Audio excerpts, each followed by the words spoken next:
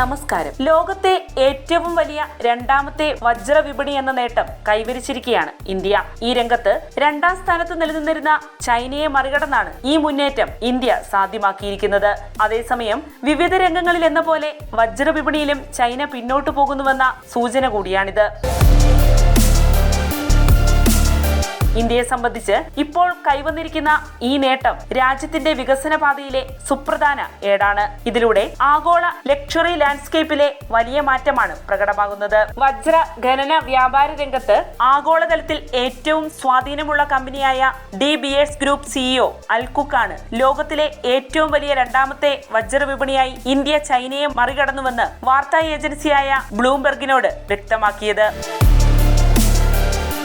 നിലവിൽ ആഗോള ഡയമണ്ട് വിപണിയിൽ ഇന്ത്യക്ക് മുന്നിലുള്ളത് അമേരിക്ക മാത്രമാണ്. ആഗോള രംഗത്തെ ഈ മാറ്റത്തിന് കാരണം ഇന്ത്യയുടെ ശക്തമായ ഇരട്ട വളർച്ചയാണെന്ന് കുക്ക് ചൂണ്ടിക്കാണിക്കുന്നു. ചൈനയുടെ ആഡംബര മേഖലയിൽ അനുഭവപ്പെടുന്ന തളർച്ച, സാമ്പത്തിക വളർച്ചയിലെ ഇടിവ് എന്നിവയെല്ലാം അവിടുത്തെ വജ്രമേഖലയെ സാരമായി ബാധിച്ചു. കോവിഡ് അനന്തരം നിരവധി പദ്ധതികൾ ആസൂത്രണം ചെയ്ത് നടപ്പാക്കിയിട്ടും ചൈനയ്ക്ക് ട്രാക്കിലെത്താൻ സാധിക്കുന്നില്ലെന്ന് അൽകുക്ക് ചൂണ്ടിക്കാണിക്കുന്നു. മാത്രവുമല്ല, ഇതൊരു ദീർഘകാല പ്രശ്നമായി തീരുമെന്നും അദ്ദേഹം പറഞ്ഞു. ചൈന സ്ഥിരത പ്രാപിച്ചേക്കാം, എന്നാൽ നിലവിലെ സാഹചര്യത്തിൽ നിന്ന് ചൈന കരകയറുന്നത് സമയമെടുക്കുന്ന പ്രക്രിയയായിരിക്കുമെന്നും അദ്ദേഹം നിരീക്ഷിക്കുന്നു. ചൈനയിലെയും യുഎസിലെയും ഡിമാൻഡ് കുറയുന്നത് ഇന്ത്യൻ വജ്ര കയറ്റുമതിയെയും ബാധിക്കുന്നുണ്ടെന്ന് റോയിട്ടേഴ്സ് റിപ്പോർട്ട് ചെയ്യുകയുണ്ടായി. അതേസമയം ഇന്ത്യയുടെ പ്രാദേശിക വജ്ര ഡിമാൻഡ് കുതിച്ചുയരുകയാണ് ഉണ്ടായത്. ആഗോള വജ്ര വിപണിയിലെ ഒരു പ്രധാന ശക്തിയായി ഇന്ത്യ മാറാനുള്ള കാരണവും പ്രാദേശിക തലത്തിൽ ഉയർന്നുവരുന്ന ഡിമാൻഡാണ്. അതുപോലെ തന്നെ സ്വർണ്ണവിലയിൽ അനുഭവപ്പെടുന്ന കുതിപ്പും വജ്ര ഡിമാൻഡ് വർദ്ധിക്കാനുള്ള കാരണമായി തീർന്നു.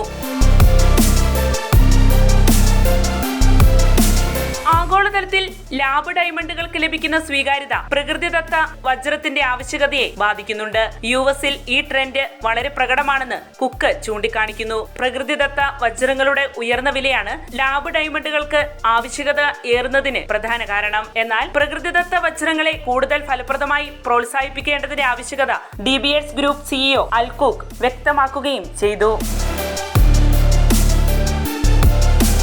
മൂന്നാം മോദി സർക്കാരിന്റെ ആദ്യത്തെ ബജറ്റ് ലാബ് ഡയമണ്ടുകൾക്കായി പ്രത്യേക പ്രഖ്യാപനങ്ങൾ ഉൾക്കൊള്ളിച്ചുള്ളതായിരുന്നു. അതേ തുടർന്നുണ്ടായ വിവിധ നീക്കങ്ങൾ രാജ്യത്ത് നിലവിൽ നടന്നുകൊണ്ടിരിക്കുകയാണ്. ആ പ്രവർത്തനങ്ങളുടെ ഫലങ്ങൾ കൂടി വ്യക്തമാകുന്നതോടെ വജ്രവുമായി ബന്ധപ്പെട്ട മേഖലയിൽ രാജ്യം നിലവിലുള്ളതിനേക്കാൾ ഏറെ ദൂരം മുന്നോട്ട് കുതിക്കുമെന്നാണ് വിലയിരുത്തപ്പെടുന്നത്.